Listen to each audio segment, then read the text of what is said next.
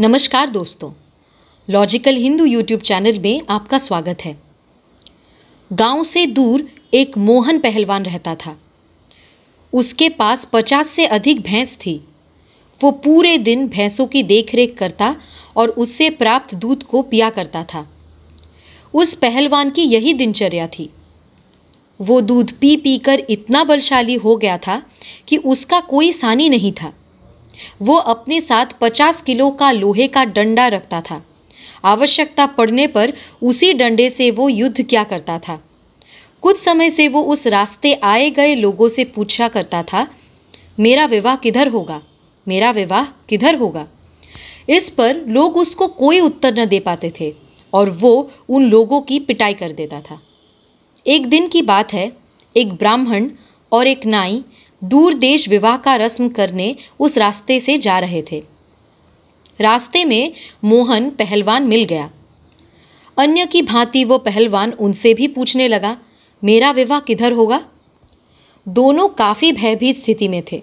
वो जानते थे किस जवाब नहीं देने पर ये पहलवान उनकी पिटाई कर देगा। इस पर नाई ने एक युक्ति लगाई और दूर ताड़ का पेड़ दिखाकर कहा, तुम्हारा विवाह उधर होगा। मोहन पहलवान बहुत प्रसन्न हुआ। उसने अपनी 500 भैंस उन दोनों को सुपुर्द कर दिया। कहा, ये सब तुम लेते जाओ, अब मेरे किस काम के। अब मैं चला अपने ससुराल खातिरदारी करवाने। मोहन पहलवान उस ताड़ के पेड़ को लक्ष्य बनाकर वहां पहुंच गया। वहां एक झोपड़ी थी। उसके अंदर एक महिला और एक बच्चा था। वहां जाकर पहलवान ने हाजिरी लगाई। उस महिला को समझ ही नहीं आया कि ये कौन है, किंतु सोचा कि वो मेरे पति के जानकार होंगे, इसलिए उसको मेहमान के कमरे में बिठा दिया और लोटा बाल्टी हाथ पैर धोने के लिए उसे दिया। महिला का पति जब आता है तो उस आदमी को वहां पाकर अचरज में पड़ जाता है कि ये कौन है। अपनी पत्नी से पूछता है तो वो कहती है, पता नहीं ये कौन है, मैं तो सोच रही थी कि ये तुम्हारा कोई परिचित होगा और तुम्हारे जैसा ही ये बदतमीज़ है। मुझे भी एक थप्पड़ मारा है इसने। लड़का रो रहा था तो ये कहते हुए मारा, लड़के को क्यों रुला रही है। इतना सुनते ही उसका पति क्रोधित होकर उस आदमी के पास गया और कहने लगा कि तूने मेरी बीवी को कैसे मारा। कहते हुए उससे झगड़ा शुरू कर दिया। मोहन पहलवान था, वो ये बदतमीज़ी बर्दाश्त नहीं कर पाया। उसने अपना लोहे का डंडा उठाया और एक सिर पर लगा दिया। वो आदमी वही मर गया। उसकी बीवी कहने लगी कि अब तो मेरे पति ही एक सहारा थे, वो भी मर गए, अब तुम्हारे साथ ही आधी जिंदगी निर्वाह होगी। दोनों घर में रहने लगे। 6-7 दिन बीते होंगे।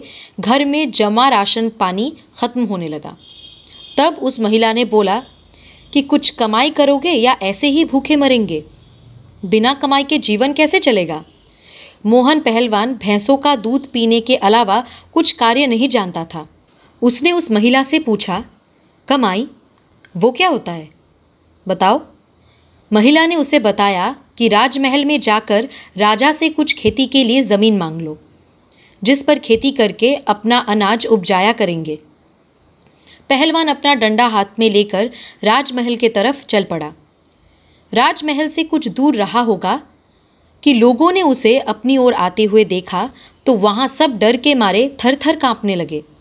वो यहाँ आ रहा है, एकाध को मार डालेगा। राजा ने अपने मुंशी को तुरंत उसके पास जाकर उसके आने का कारण पूछने के लिए भेजा। मुंशी मोहन पहलवान के पास गया और उसके यहाँ आने का कारण पूछा। इस पर मोहन ने बताया कि वो खेती के लिए कुछ ज़मीन राजा से मांगने आया है।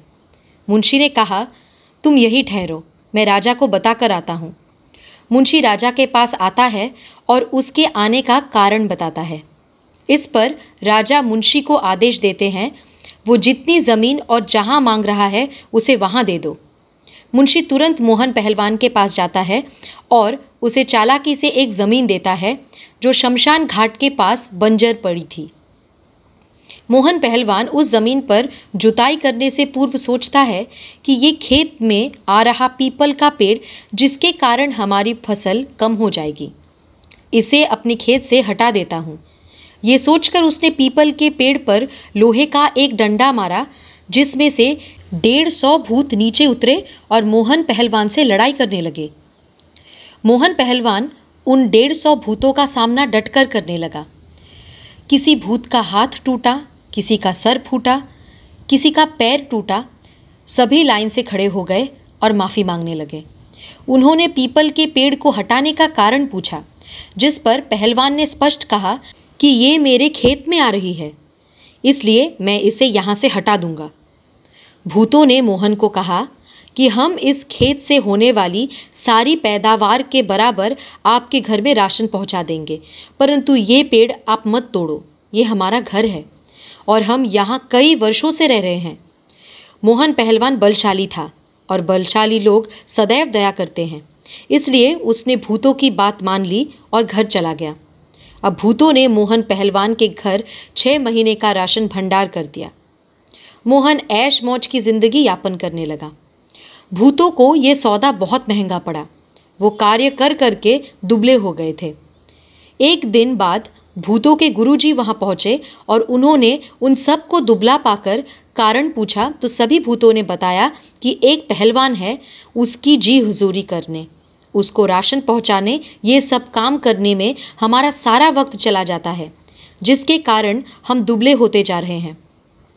गुरुजी को ये बात बुरी लगी और बदला लेने के लिए वो बिल्ली का वेश बनाकर पहलवान के घर जा पहुंचे।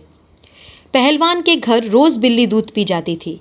इस पर वो बहुत परेशान था। आज सबक सिखाने के लिए पहलवान डंडा लेकर दरवाजे की आड़ में खड़ा था। बाहर से बिल्ली के वेश में आए भूतों के गुरुजी ने उस पहलवान को दरवाजे के पीछे छिपा देख लिया था और दाव लगा रखा था कि कब उसकी आंख से ओझल होकर उस पर वार किया जाए। इधर मोहन पहलवान भी दाव लगा रखा था कि कब बिल्ली घर के अंदर प्रवेश करे और उस पर प्रहार किया जाए, किंतु बिल्ली अंदर नहीं आ रही थी। काफ़ी समय हो गया। मोहन धीरे धीरे पीछे हटता गया और चूल्हे के पास पहुंचकर छुप गया। बिल्ली आई तो उसने मोहन पर अचानक वार करने के लिए जो ही प्रयास किया, मोहन सतर्क की स्थिति में था। उसने एक डंडा बिल्ली के कमर पर लगा दिया। अब भूतों के गुरुजी के पसीने छूट गए, सभी हड्डियां टूट गई। गुरुजी ने अपने भूत रूप में आकर पहलवान से माफ़ी मांगा।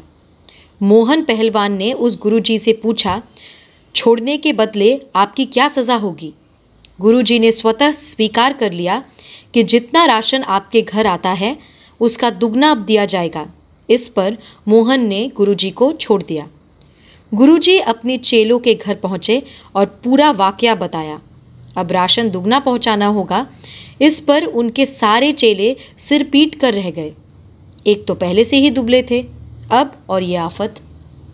मैं आशा करती हूँ कि ये कहानी आपको पसंद आई होगी। हमारे चैनल को सब्सक्राइब कीजिए। धन्यवाद।